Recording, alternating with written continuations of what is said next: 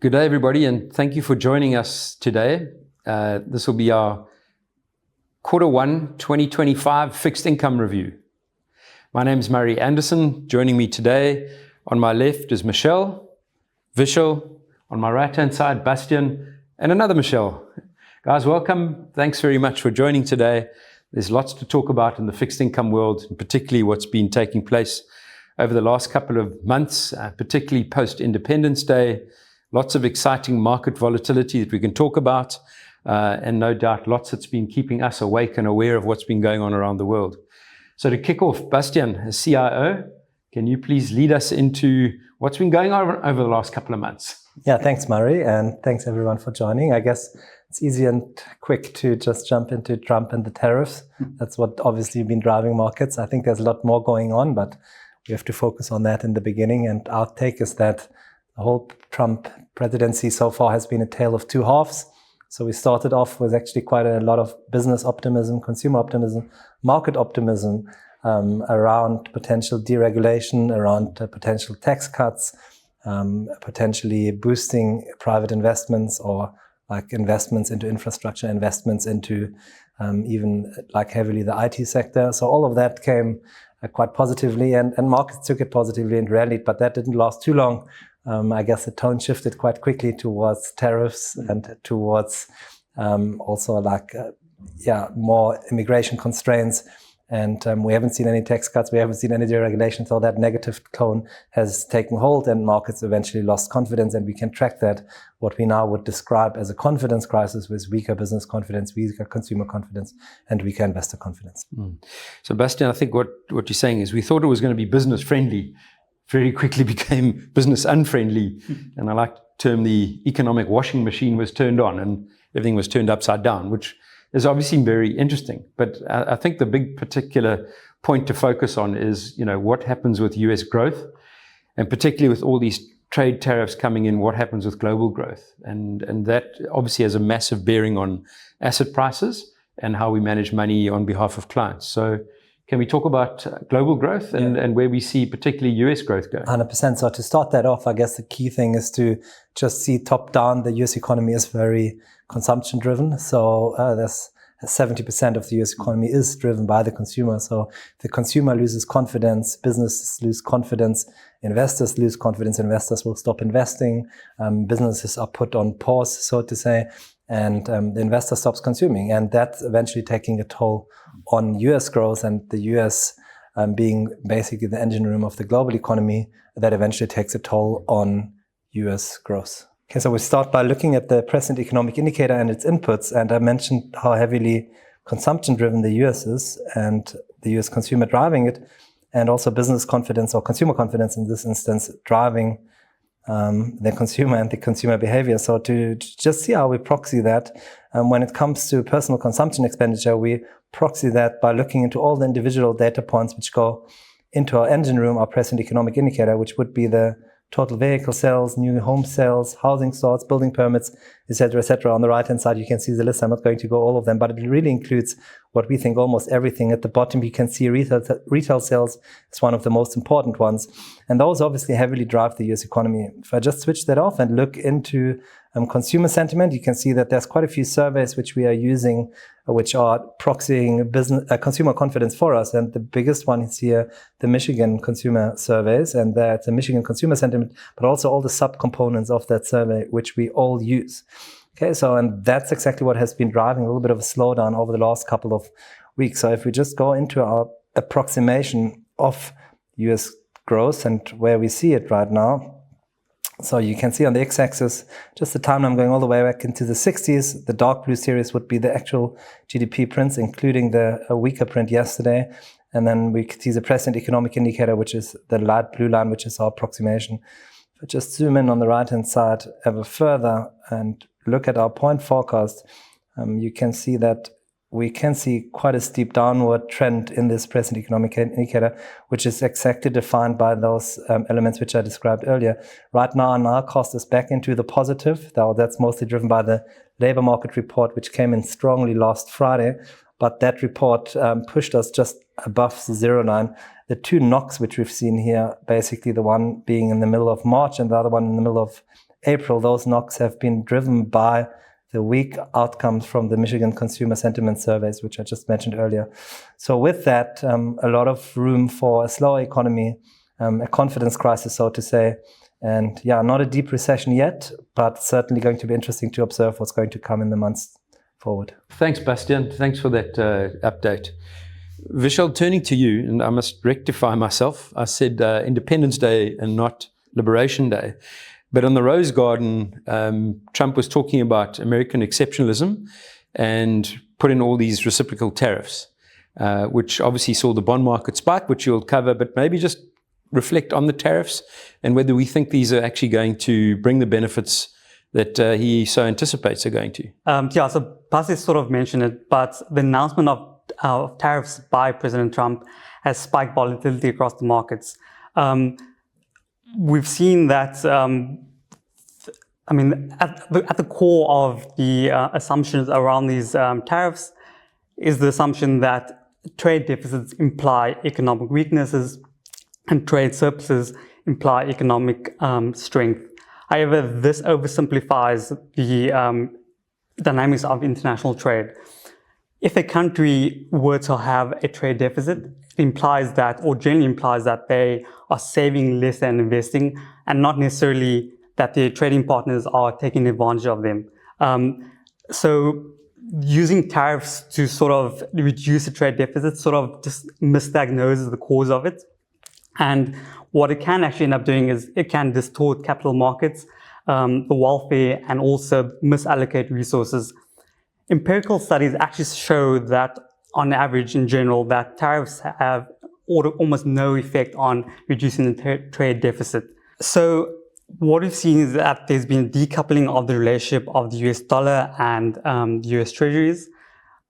Generally speaking, with tariffs, the expectation is that US dollar will strengthen, given that the Federal Reserve will need to tighten rates to keep monetary policy in place. However, if we do look at the US Treasury 10-year, we get clues as to what is actually happening.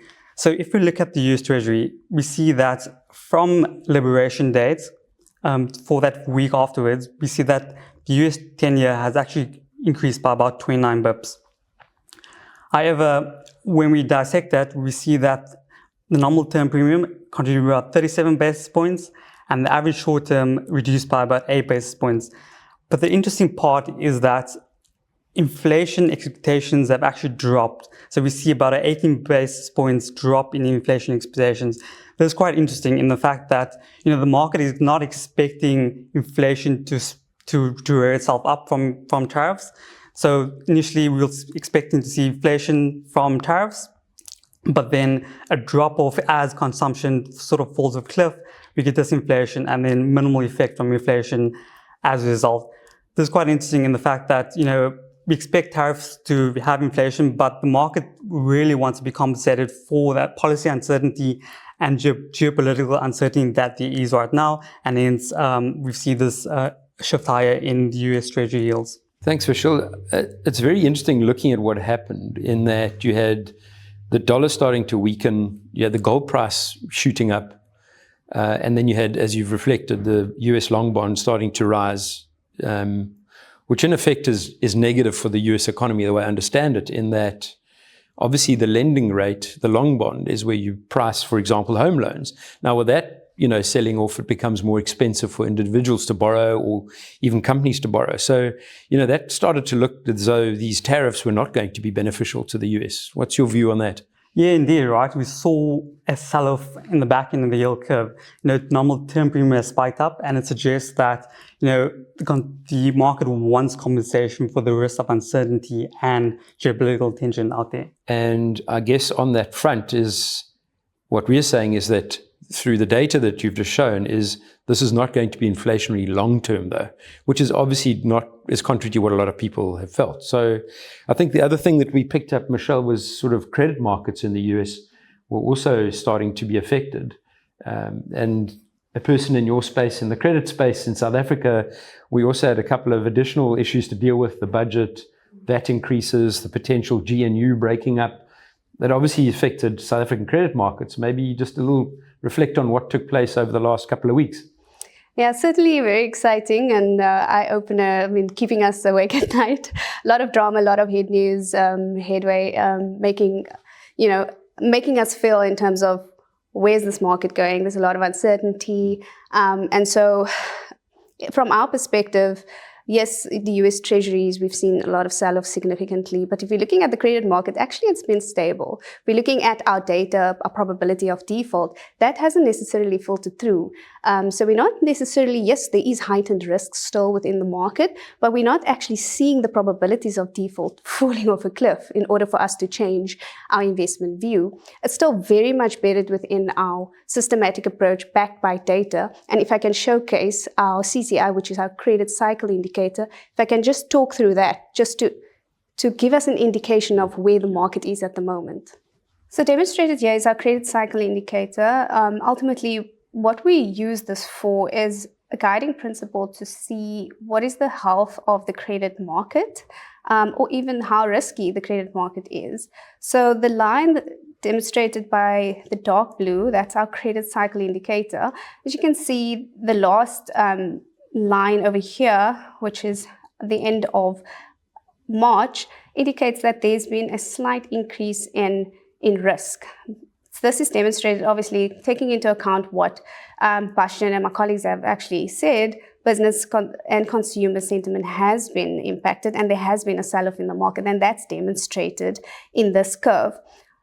Over and above that, what we're also seeing is that investors are, again, wanting to be compensated for that additional risk, sitting, as we can see in the light blue line, our average spread. So ultimately, what we try to do from a process perspective is to, number one, look at the health of the credit market, how we should be positioned, coupled with the probability of default, and making sure that we are also compensated for that risk. So Mari, even though there's been a slight increase in overall, what we've seen in our credit cycle indicator, if we're looking at credit and the probability of default over time, we're not really seeing that filter through as yet.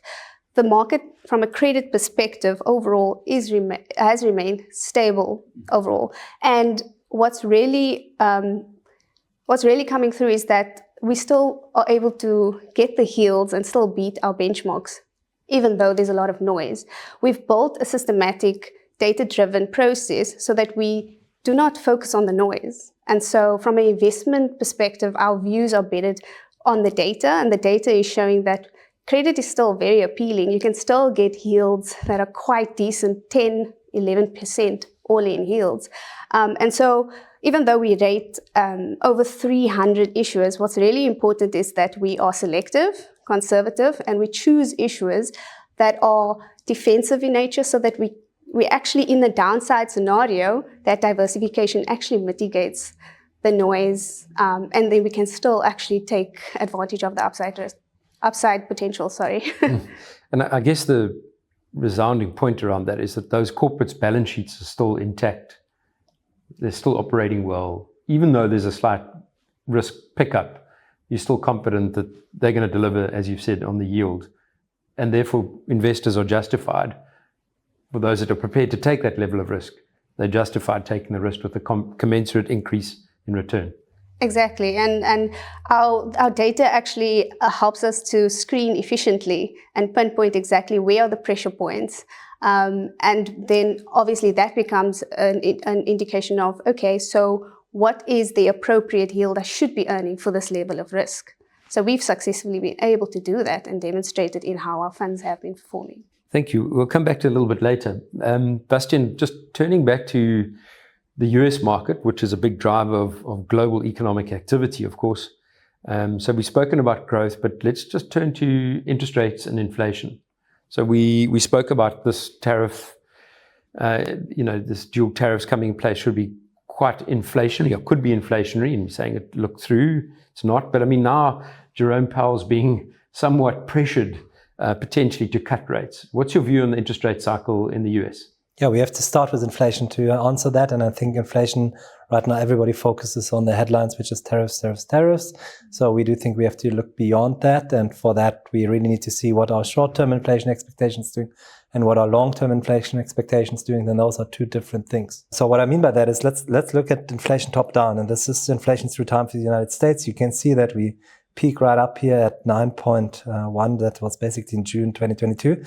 And then we went all the way back down to 2.4, which was the last print. So after all, I might not want to say it, but inflation has almost been transitory. And before we go into the tariffs and the meaning thereof, let's look at the drivers of inflation, because that really paints a quite important picture, which we kind of start to lose track of if we only focus on the headlines. So you can see that two components here are quite important. The first one is the shelter component, remains the sole driver. So we haven't seen any price increases from tariffs printing inflation to come out higher.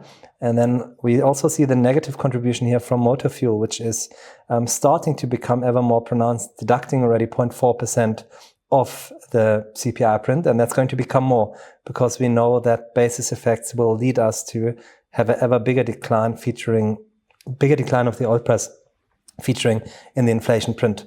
What I really want to do now, though, is to decompose the inflation prints a little bit more detailed, and once again focus on those two core drivers. So once again, in purple you see the shelter component, which is shrinking quickly. So if you look at the size of this area chart, that the size of these bars, they're coming in quite quickly, and that remains the sole driver. Just for illustrative purposes, I could switch that off for a second. You can see that then there wouldn't be too much inflation left. Another component to focus on is motor fuel, which is this part on the left-hand side here, which is quite volatile, this kind of pinkish area. But you can see on the right-hand side that it starts to come in. So it starts to detract ever more from the inflation print. So just before I go into the tariffs now, there are also structural forces or cyclical forces, if you want to, which are driving inflation to ever lower levels. We are already at 2.4. So the fears about inflation might be overblown in our opinion. I want to now move into inflation expectations, and that's really where we're going to speak about tariffs. So the first chart just very briefly shows US CPI in the dark blue line coming off. It's just a different x-axis here. And then the 1 year inflation swap. So that's the expectation of inflation 1 year out. And what you can see is that inflation expectations have indeed risen. This is because we are looking at the 1 year inflation swap. So over the next 12 months, no surprise, we will see a little bit of an uptick in inflation because prices will go up. And we know that by now. But is that really a problem? For that, we have to look through the short-term noise and more into the long-term. And what I'm going to do on this chart is just once again bring in the 1 year inflation ticking up. Okay, so 1 year inflation expectations in dark blue keep on rising. But then more importantly, if we look into the 5 year inflation expectations, they've actually been trending down, right? And that's absolutely crucial. Can bring in the 10 year if you want to, and you see the same picture. So long story short, we have to differentiate between short-term expectations and long-term expectations. And the short-term expectations just on the 1 year are ticking up slightly, while the longer-term expectations are coming down quite sharply. And the Fed should supposedly look through the short-term noise and focus on the long-term. Thanks, Bastian. Insightful decomposition of the inflation outlook. And if that's really expected to be long-term anchored at around about 2%, what does that mean for US inflation, interest rates over the short and longer term? So I think that's where the story has become slightly different to South Africa now. And Michele is going to speak about that just now. But the Fed is set to be waiting and seeing, and they don't really have to cut because we see the hard data coming out strongly. We don't entirely agree with that view. It's risky to just keep on waiting because monetary policy operates with such a large lag, right? So with that, if you just keep on waiting until things break, you'll be too late. You'll be behind the curve. What we can see if we look into market pricing, though, is quite evident that over the short term, until we see the impact of tariffs, until we know whether Trump is going to flip-flop again and again and again, until we see the impact of that, there will probably be a little bit of a waiting period. So that means that probably only later this year there will be the first cut in the States. That's what the market is telling us. But then after that, interestingly, all the way from, let's say, Q4 this year until the end of Q1 next year, we are actually priced for 4 cuts. And we do think that's quite realistic, that eventually rates will come down from these 2 high levels. Okay, thanks, Bastian. Michele, turning to you, with Michele on the right, Michele on the left, which is great, not to leave you out. As part of the cash and income team, we've spoken about US rates. Domestically, rates have also been higher. What's the outlook for local rates given what we're seeing in the global context? Thank you. Thanks, Murray. Just looking at our local rates on the front end and what is forecast for interest rates going forward. We saw quite a low inflation print in April for the March inflation at 2.7%, which was well below expectations of 3%. And thereafter, we did see forecast for interest rates fall quite a bit. This was also driven by the much lower oil price that Bastian has mentioned. And we've also seen another comment from the Reserve Bank at the March MPC meeting. The Reserve Bank lowered the inflation forecast for 2025 from 3.9 to 3.6%. So quite a bit of more sort of lower forecasts for inflation going forward, especially over the next year for 2025. I'll just quickly show that on a chart. Let's just turn our view to what is actually priced in interest rate markets over the forecast period, which is 24 months. We're now looking at the forward rate agreement curve, which is commonly known as the FRA curve. And this just shows how interest rate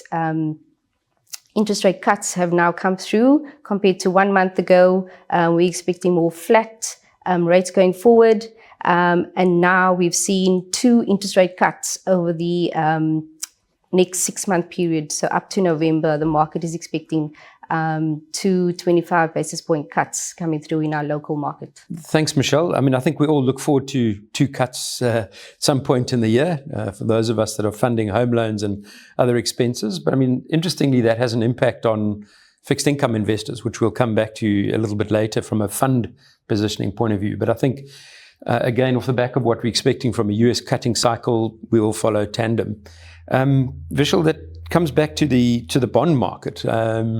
And again, particularly we spoke about the volatility we had seen in the US long curve. I mean, the South African market reacted similarly.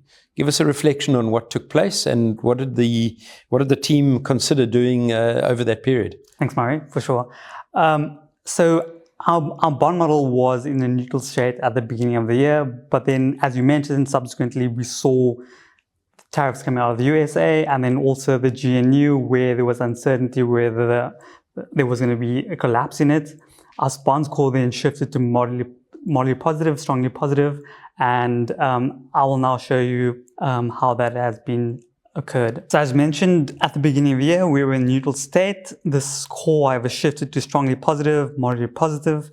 The main driver behind that is the valuation pillar, where initially at the beginning of the year, the SA real yield, relative yield, and SA term premium were a lot less blue or lighter blue shade. These have now turned navy blue, suggesting that or showing that the yields have indeed shifted higher and are at attractive levels for investors to jump in.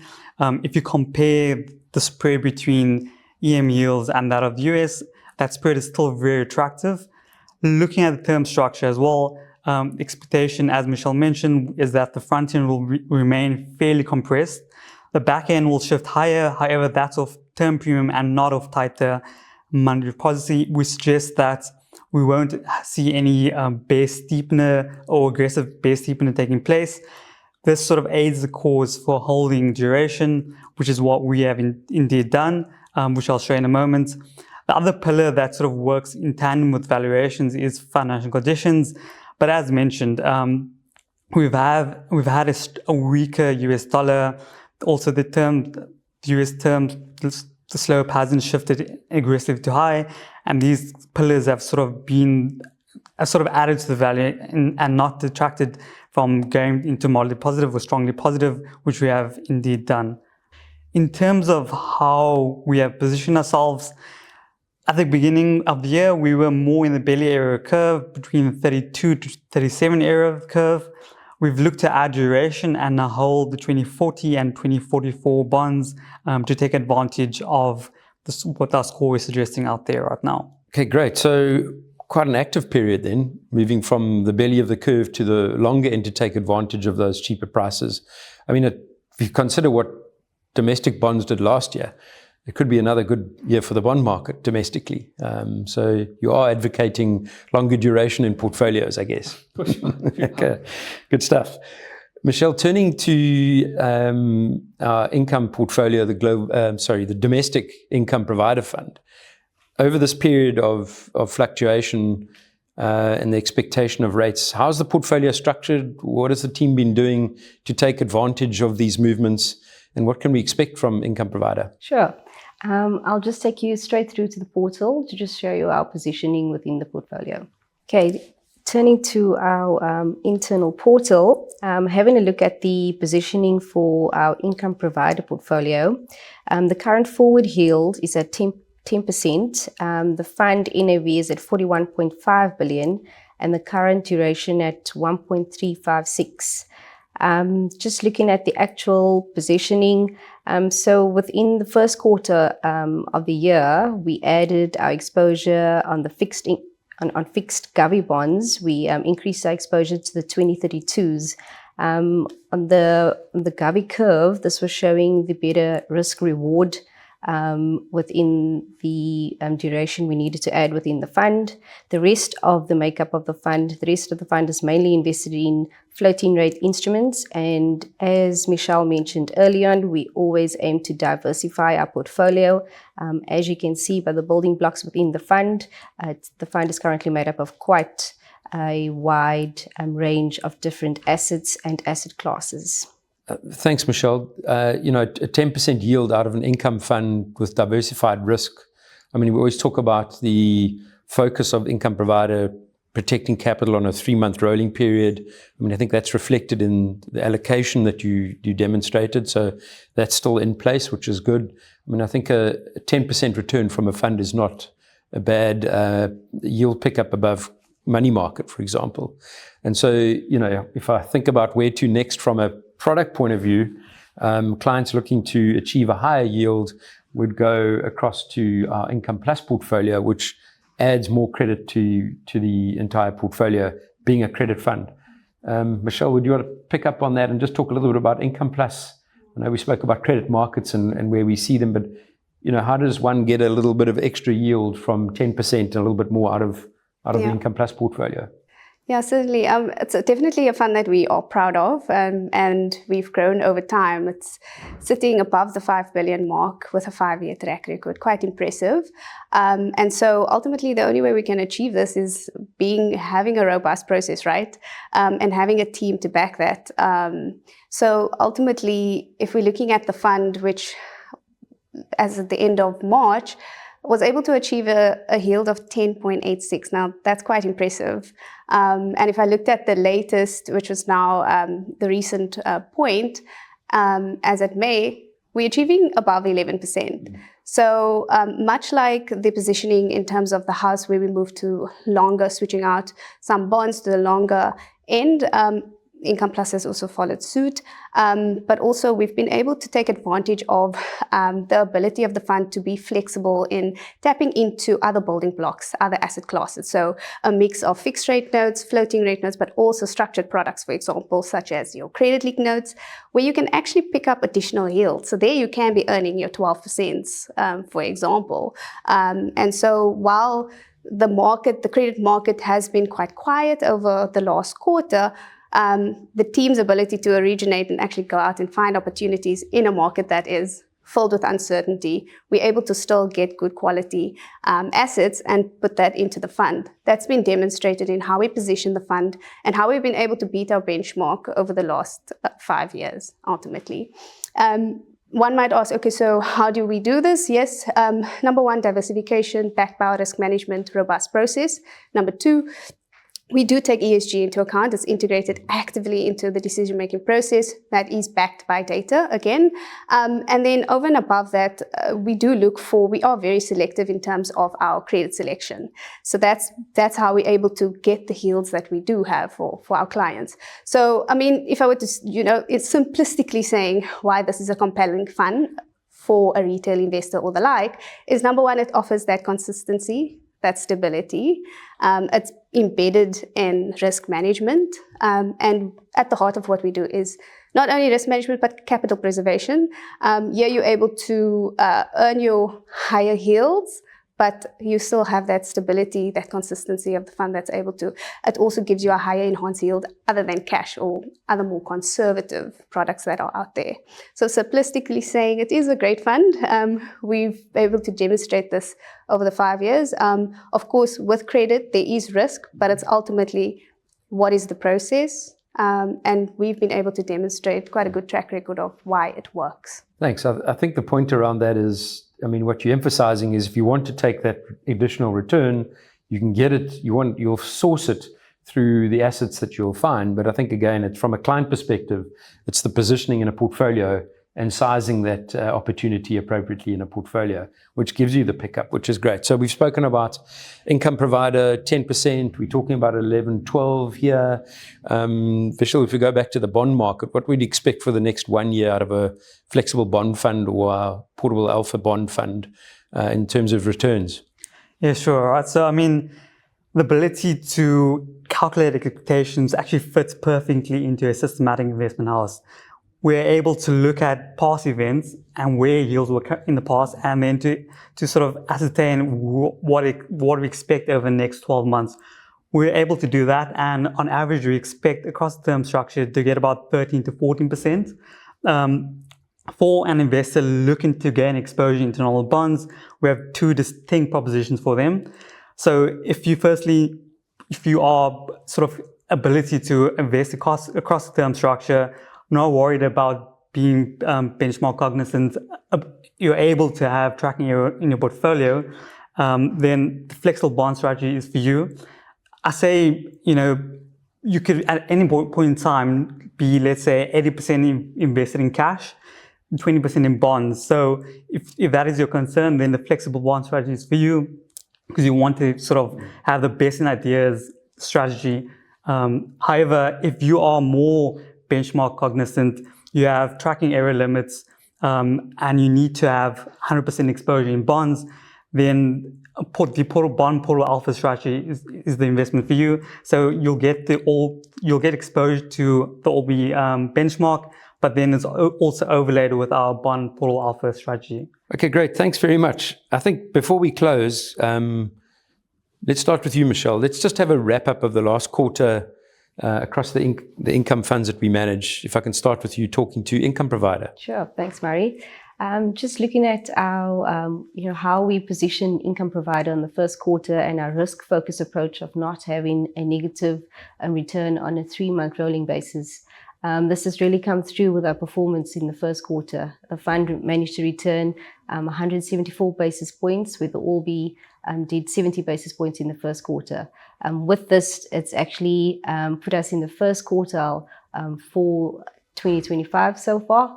And in the 3, 5, 7, and 10 year, we are ranked either in the first or second quartile for income provider. Cool, fantastic.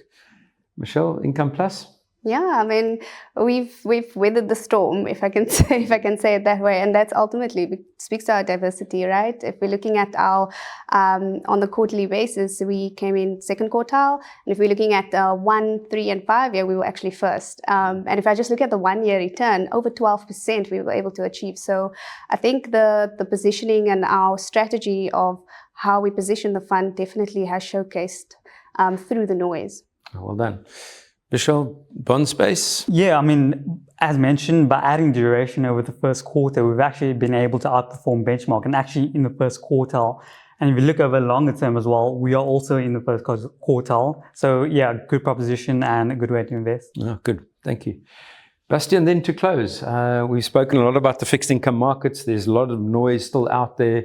How do we position ourselves, and what should investors be thinking about in terms of what they can expect from our fixed income range? Yeah, one thing is for sure, the future remains uncertain as always, so we have to be cautious. I'll start in the global space. We don't like the tight credit spread, so we take very little credit exposure. We don't like that the yield curve is inverted, so we take little duration, and the sweet spot is still the very front end of the US yield curve, where it's quite attractively priced, but still quite high yield. And now let's see how long the Fed is going to be on hold, but the longer they are on hold, the longer we will earn those attractive rates. So that's quite attractive. In the South African space, the story is slightly different. So here we have a very skilled credit team on the ground, and we like the alternative asset classes of private debt, private credit in South Africa. They are a true diversifier, which is a big advantage also in our balanced fund, in our income provider fund. We use these strategies across the board, and they've proven to be a true diversifier even in periods where US Treasuries sell off and the dollar sells off. That's where those alternatives could actually shine, which is awesome. We are differently positioned in South Africa compared to the States, given that we actually have an upward sloping yield curve. We've got a lot of term premium to earn. So bond market, and Vishal spoke to it, it's attractively priced, so longer duration. So we have moved in our income funds, be it income plus or income provider, moved from like the very front end into like more the belly of the curve, adding a little bit of duration quite cautiously in line with the mandate. And then in the bond space, obviously, we've moved out further. So South African assets remain underpriced, remain attractively priced. And with that, that's how we gain the exposure. Thanks, Bastian. One of our funds that we didn't talk about today was Global Income Provider. It's probably a topic for another whole webinar on its own. But I think to the point that you made is that fund concentrates on the short end of global fixed income assets. It targets US CPI plus 1%. So we're certainly aware from looking at the data, the CISA data that is in our industry, is that a lot of clients still like to take money offshore, probably more so when the rand strengthens. But should clients be looking for a global income fund, our Global Income Provider is also a solution we offer out there to investors going offshore. But folks, thanks for joining today and giving insights into the fixed income world. Folks, that's the end of our webinar. We will be taking questions and we'll move live to take those questions and answer them. But thank you for joining us. We always appreciate your time and look forward to seeing you all soon. Okay, well, here we are. Thanks very much again to my colleagues for joining me. Maybe just to ask the questions, we've had a few posted on the chat. But Bastian, I think just markets are very much aligned to a level of confidence. And I think certainly what we've seen over the recent past is we had a very friendly business environment when Trump came in, and that became very unfriendly through the tariffs. And we've seen, as we've discussed in the webinar, lots of sort of volatility and uncertainty. And the data started to look very soft and unpleasant. But things are starting to change. Maybe just give us a little bit of a view on this backdrop in terms of confidence and where we're seeing growth the next forward-looking couple of weeks, possibly. Yeah, sure, Maria. I think that's really, what has kept markets in check is like this constantly changing tone from the US presidency, moving from, in the beginning, very business-friendly tone to a very strict on tariffs kind of standpoint. And that's what has moved markets, and it creates a lot of damage. And I think the key thing here to consider is that the damage is long-term in terms of business confidence, consumer confidence, and investor confidence. So even with the tariffs, and we're hearing it this morning, being massively, dramatically removed again, almost taken out entirely, it doesn't mean that business confidence jumps back immediately. So the challenge will here be, once again, will the hard data as usually follow the soft data, and where are we going with it? So far, the hard data looks very strong. The soft data looks horrific. I can't put it differently, but it looks like that the soft data might now also improve. So there's a lot of question marks, but we have the tools and the surveys and the measures to track all of this in real time quite well. Thanks, Bastian. I think that also then just relates to interest rates. I mean, obviously the pressure, as we mentioned in the webinar, and people know well, is that there's been this downward pressure from on Powell to cut rates, which he hasn't done, and probably that's not a bad thing given what the uncertainty we've seen. But I mean, just think domestically from a rates perspective. Also, we anticipate a cut locally. I mean, the South African consumers under massive pressure. Funding rates are still high. Business confidence has been somewhat under pressure, or uncertain about what to do given the high interest rate environment. Where to for domestic rates? What does it mean for us? Yeah, so that's a good point. I guess quite a different scenario to the States, where we have a little bit more inflationary pressures and also like a little bit more, and even if the economy is slowing, still like economy which is closer to working at full operation. And we're not there in SA, we've got a massive output gap. So in SA, we've always been scratching our heads over the last couple of months, why do we not eventually cut interest rates? So where to from here? I guess if the Fed would cut, it would be easier for us to cut as well. But with the last inflation print last month at 2.7, that's now meaning that we're really falling out at the bottom of the lower line of the band. And with that, we are now priced for the end of May for the first rate cut, and I'm pretty sure that will come. And then we priced for another cut, 25 pips at the end of July, which means basically 2 cuts in the next 2 meetings. And we think those are now very, very likely to actually finally materialize. Thanks. We've got a question on the bond market, but before we come to that, Michele, this cut in rates, is that going to be good for credit markets? So, Murray, yes, definitely. Short answer is yes. If you think about a lot of the credit notes out there is travel linked, and so with the rate cut, obviously that would be beneficial because the cost of capital ultimately for borrowers will be it will ultimately be cheaper, right? And this will mean that they're able to raise funds on a cheaper basis, ultimately leading towards stimulating of activity, market activity, driving demand. What also could mean is from a probability of default also eases that, so that's positive. From a debt servicing perspective, so your interest rate coverage ratios, for example, all that will basically be eased from a debt burden perspective. So that ultimately all lead to if you think about it, the economics will improve from a credit perspective, but also it could lead to boosting liquidity. So cost of capital will be cheaper. There'll be a move away from cheaper kind of other alternatives and a move towards credit, ultimately, looking for that yield enhancement. Yeah. Okay, great. I think that has an impact on all fixed income portfolios. Maybe a little bit later we'll come back to what it means for the funds themselves, an income provider I'm thinking of. But just as I said, we'll go back to the bond market. So just the 2 questions that are really linked here. So I'm going to try and put them together and just give everybody a sense of the context of the SA government bond. So we had mentioned in the webinar that our tactical approach had been to move into add duration, which has been a good thing. But the questions really relate to, I guess, the sustainability of the South African growth story. There's questions around the employment in South Africa. Are we not borrowing too much? And then importantly linked to that is this political risk and obviously all these fiscal issues that we face in South Africa. So Bastian, maybe just unpack that, because I think this correlation in one's mind is, oh, South African government bonds are, we've got all these risks. Are they not too risky to invest in? 100%. Maybe just talk a little bit through. No, definitely. So we don't think, we don't think they're too risky at all. We do think they're quite a safe asset, to be honest. Of course, there's a fiscal challenge which we are facing, and I do agree that the government debt has been creeping up and creeping up and creeping up, and budgets have continued to disappoint on the downside. But that is disappointing. And it's not just the fiscal situation, also the general political uncertainty, which is worrying us.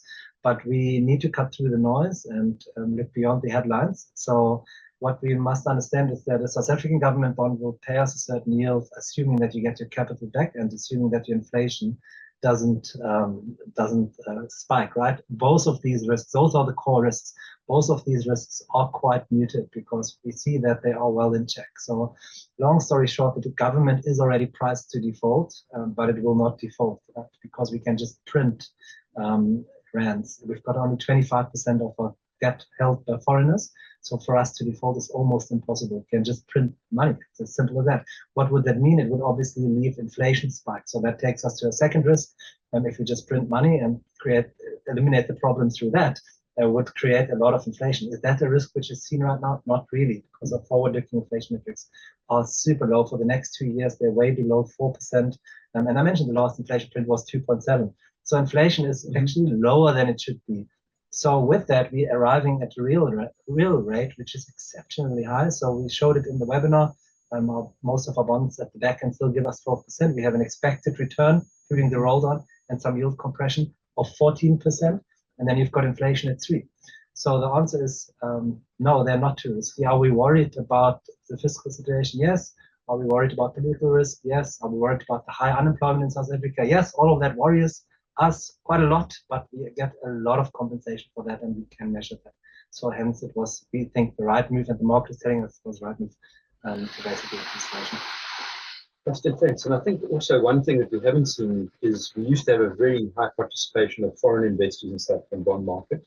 I mean, with higher rates, with potential return, that's quite attractive for foreigners to come into the market. Do you think that that's a potential catalyst to see yields move lower, which obviously if you're holding bonds, that's very beneficial from a capital gain point of view? Most definitely. I mean, that is probably the key catalyst, right? So we've got 40, we have right now roughly 35% of our bonds being held by foreigners.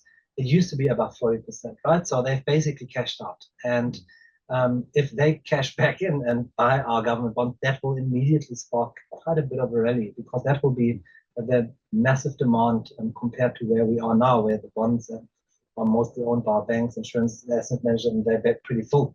So the next level of demand will have to come from foreigners, but given that they have so little exposure, that's quite possible. So what will trigger that?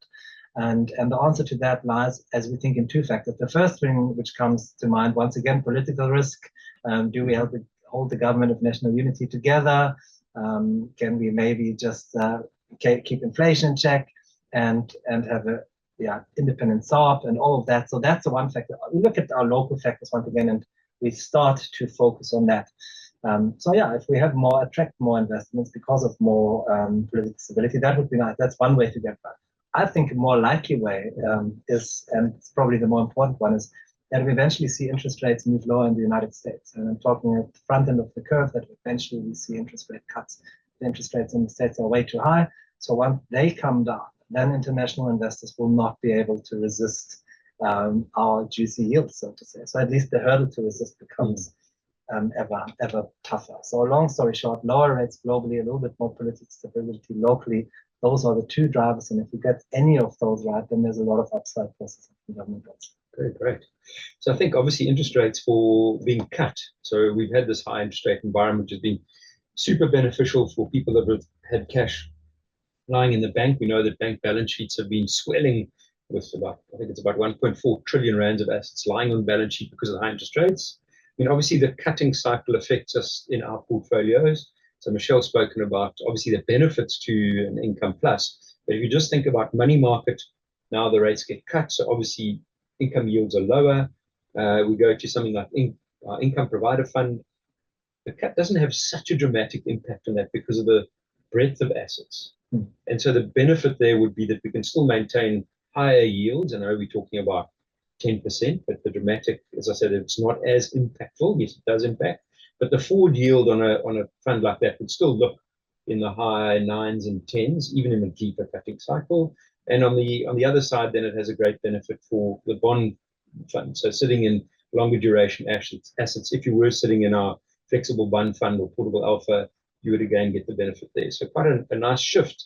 But what we recognize is that as these rates get cut, people need to take a little bit more risk to maintain their higher income levels. And particularly this has a bearing on conservative clients and all those in income portfolios.